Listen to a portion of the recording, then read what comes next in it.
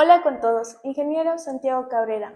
Como ingeniero ambiental con un máster en ciencias del agua y una experiencia valiosa en proyectos internacionales, contamos con su perspectiva para que nos hable acerca de los objetivos que puede tener el cuidado del agua, así también como nos gustaría tocar temas principales como el análisis de la calidad del agua, también la contaminación ambiental, sin dejar de lado que estos son vitales para la salud pública y el medio ambiente, sino también para fomentar una cultura de concientización y responsabilidad frente a nuestros recursos hídricos.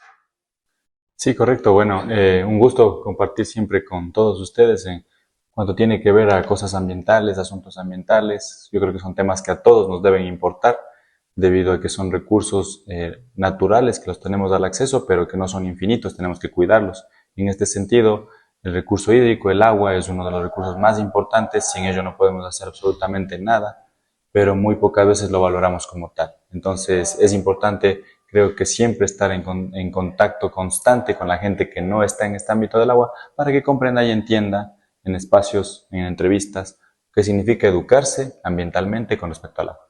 Vamos a iniciar con la entrevista.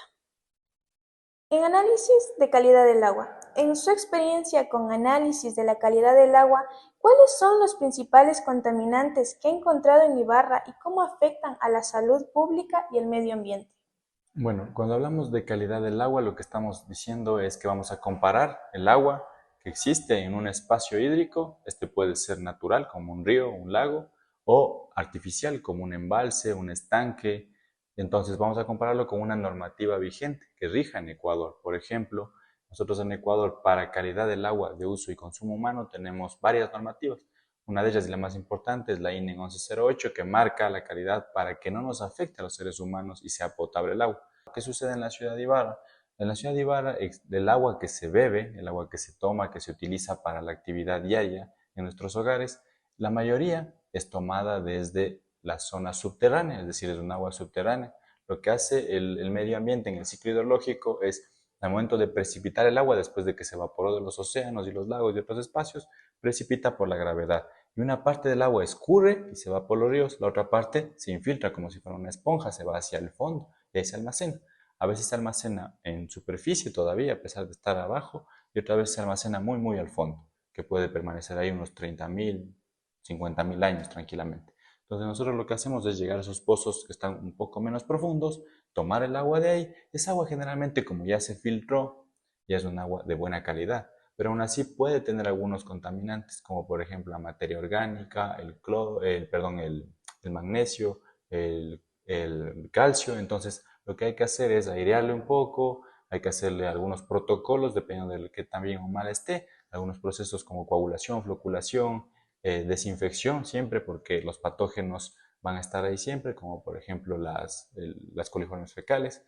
Entonces, una vez que ya pasa todo ese proceso, se le comprueba que cumple con la calidad. Y para eso, la empresa pública de agua potable que trabaja aquí en Ibarra, que es de MAPA, Ibarra, y comprueba constantemente que no solamente la calidad del agua está siendo monitoreada en la fuente, es decir, donde está generando, sino que luego tiene que trasladarse por tuberías hasta el hogar de cada uno de nosotros o a sistemas de distribución. Entonces se comprueba que mantenga ese estándar de calidad, que el cloro que se puso haya un exceso que se llama cloro residual, para que si en las tuberías todavía hay microorganismos, no les dé tiempo a crecer y a causarnos un daño estomacal.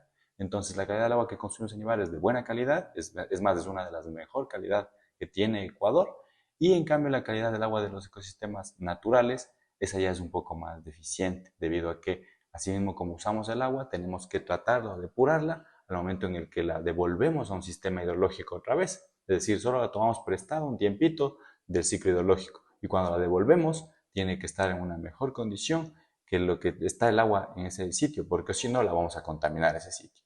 Y lastimosamente algunos sitios, espacios aquí sí están contaminados porque no hemos tenido planta de tratamiento de aguas residuales, porque en algunos lugares no están conectados a la red de saneamiento o de alcantarillado, y porque no hemos hecho, la verdad, un buen manejo ambiental. Entonces en eso hemos comprobado que hay contaminación ambiental, por ejemplo en el río Tahuando, por ejemplo en la laguna de Yaguarcocha y en otros espacios.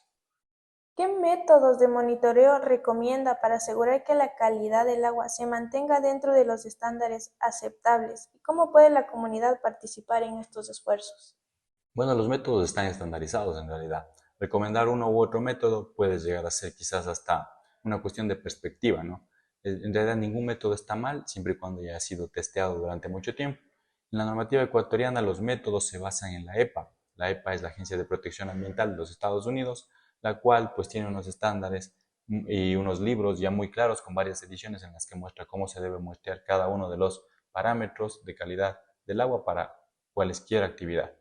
Entonces, hacerlo de esa forma garantiza que estamos haciendo algo de calidad. Y hay laboratorios que están certificados, o bien sea nacionalmente o internacionalmente, de que hacen ese proceso de una forma tan efectiva, tan eficiente, que es un resultado real y veraz.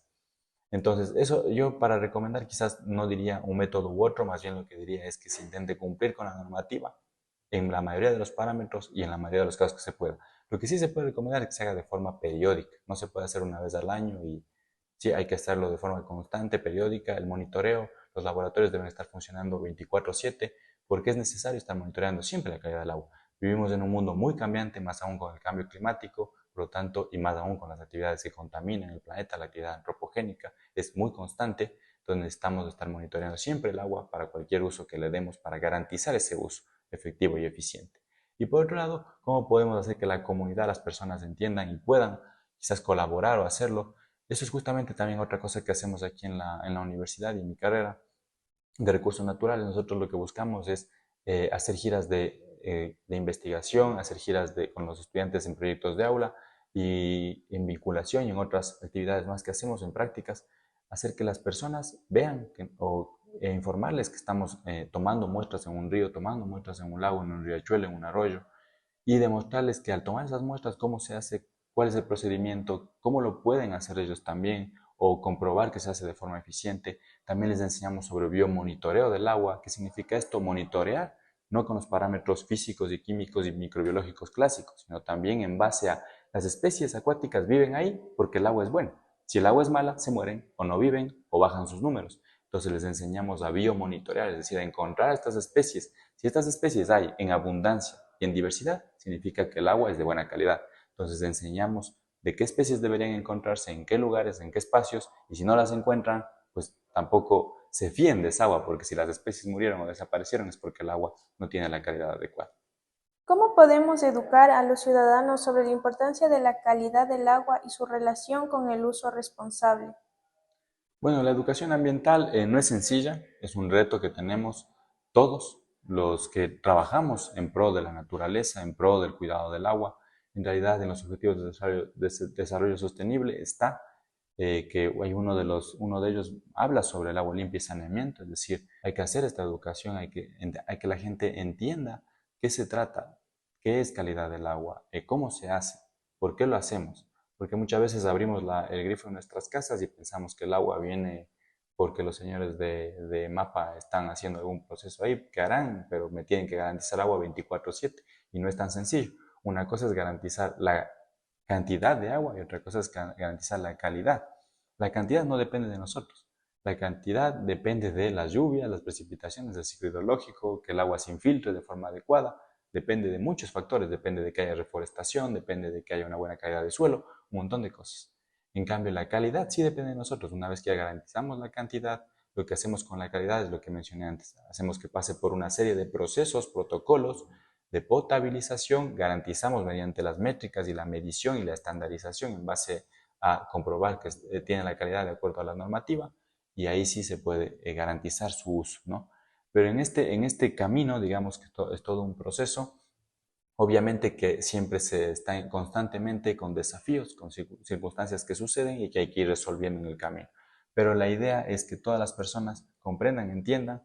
Hay formas sencillas de saber qué tipo de calidad de agua existe ahora con las redes sociales y con tantos medios de comunicación a la mano. Simplemente ponemos calidad de agua y hay videos tan ilustrativos y educativos que nos los mencionan. Aquí en la universidad hemos hecho algunos programas televisivos en los cuales hemos informado sobre esto, como el Corazón Verde de la U, por ejemplo, y constantemente estamos dando charlas o participando en foros, como el Foro del Agua, que lo hacemos casi cada 6 meses, en el cual llamamos a gente de las comunidades y les estamos dando igualmente charlas técnicas, sencillas, prácticas, para que sepan qué pasa, cómo funciona el tema del agua. Sus proyectos de investigación internacionales ha observado enfoques exitosos que puedan aplicarse en Ibarra para promover la conservación de nuestro líquido vital.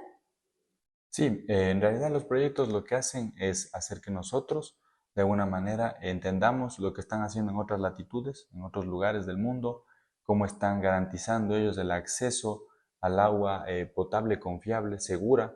Entonces, en muchos de los proyectos en los que hemos participado, colaboramos con gente que tiene mucha experticia, que son líderes a nivel mundial en manejo de varios recursos naturales, entre ellos el agua.